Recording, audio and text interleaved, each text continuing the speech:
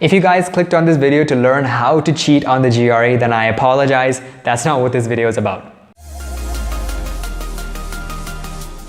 Hello everyone and welcome to this video. Today I wanted to discuss the GRE at home, whether you should take it at home or at a test center. If you are taking it at home, then what are some things that you need to know?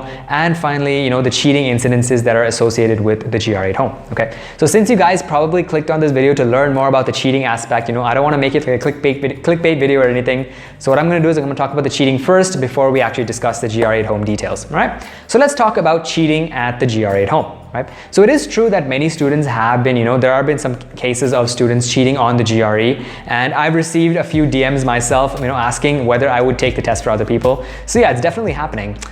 So yeah, I can't tell you that is not happening, but the thing is you guys don't need to be worried about it for two reasons, right? First reason is that there are 600,000 people that take the GRE every single year, right? So if you are worried that, hey, okay, I'm a legitimate test taker, I'm gonna take the test and I'm gonna get like maybe a decent score or a good score, but then someone else is gonna cheat on the GRE and they're gonna get a great score, and that's gonna throw up the average to make sure, that's gonna throw up the average, and everyone applying to college will have like a higher GRE average, so my GRE score won't look good and all that.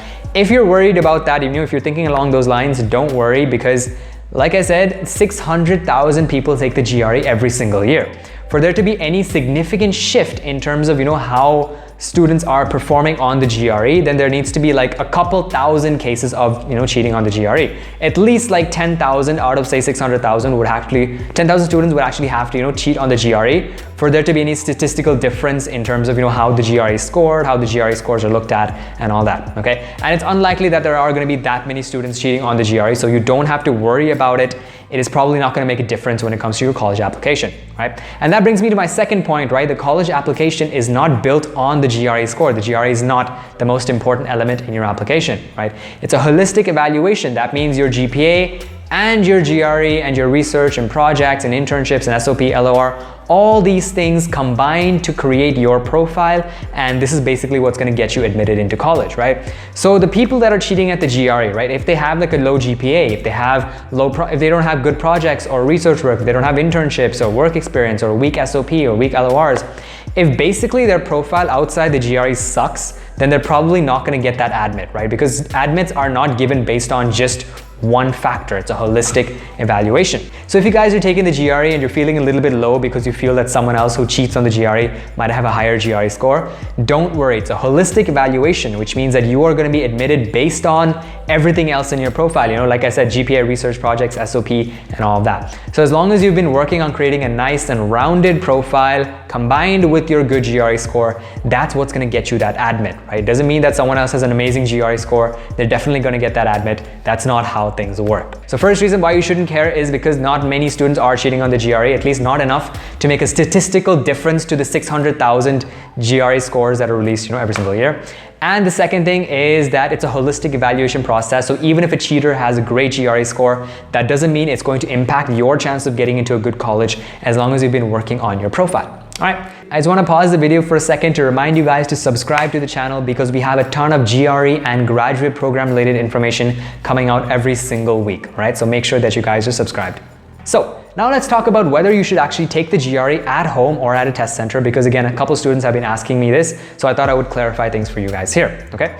So essentially, when it comes to making this decision, you guys have two things that you need to consider, right?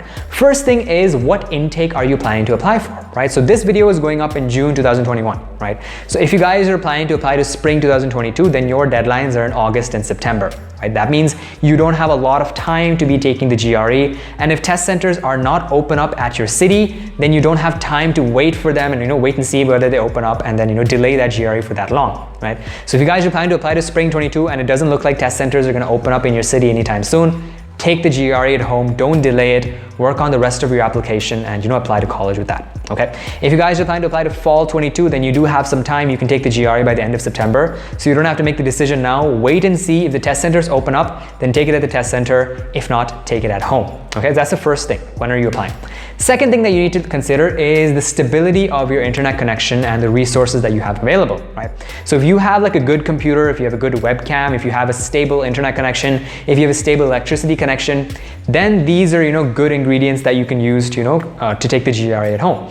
If you don't have any one of these, if you don't have a webcam, if your internet's not strong, if your electricity is not that great and not so stable, then probably don't risk taking the GRE at home. Try to go for a test center instead, right? But if everything else is good, then you can go for the GRE at home, no problem. So now let me talk about, let me give you guys some tips and basically how the GRE at home is gonna work and what you need to know, right?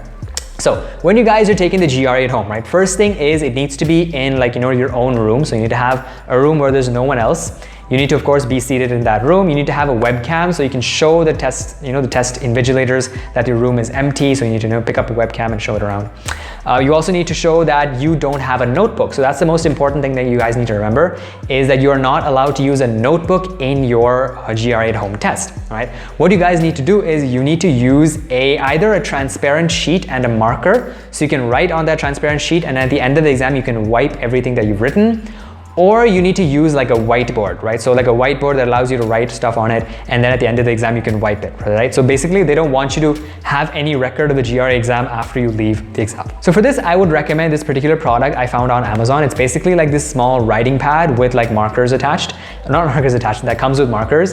And it allows you to basically write on that board, during your test, and then wipe it. And then, once you're done with the GRE, then yeah, just wipe all your answers and all that. And this particular one that I've chosen is also kind of small and compact. So you should be able to get the feel of writing on a slightly large notebook. So it should be approximately the same feel. And that's it for the video. Thank you guys so much for watching. If you have any questions, feel free to type them in a comment below, and make sure to subscribe for more graduate program and GRE related information. All right, take care. Bye-bye.